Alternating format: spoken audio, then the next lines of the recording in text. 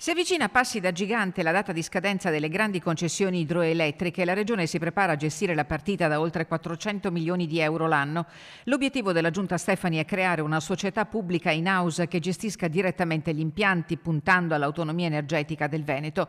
Sul futuro controllo della società, tuttavia, è scontro politico. L'assessore regionale Massimo Bitonci ha già escluso che la maggioranza possa andare alla provincia di Belluno, come invece chiesto dal PD, che definisce arrogante la disposta dell'assessore. Non contro il PD, ha annotato il consigliere Alessandro Del Bianco, ma verso un intero territorio. Una proposta, quella dei Dem, non campata in aria, visto che nel bellunese si produce circa il 70% dell'energia idroelettrica veneta e si concentra gran parte delle prese d'acqua delle grandi centrali. Bitonci ha tagliato corto: la politica energetica compete alla Regione e Belluno sarà coinvolta senza quote di controllo. Sul punto e fuori di polemica l'assessore regionale alla montagna Dario Bond è conciso: per Belluno parlano statuto e legge 25. L'acqua parte da qui.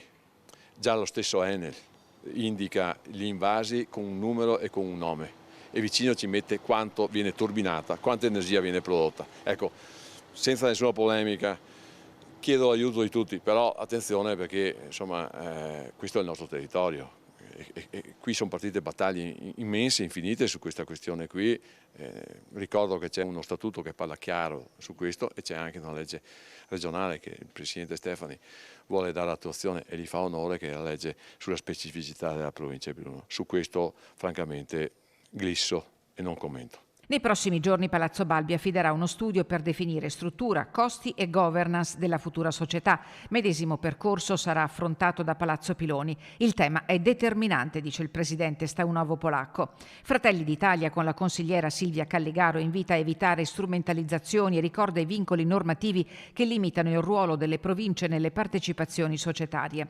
Sul tema prendono posizione anche gli autonomisti del Bard: l'acqua bellunese sia governata dai bellunesi. Ma il tempo stringe, nel 2029 scadranno le grandi concessioni e secondo le regole europee si dovrà andare a gara, a meno che il governo non decida per le deroghe dei contratti in atto intestati all'Enel.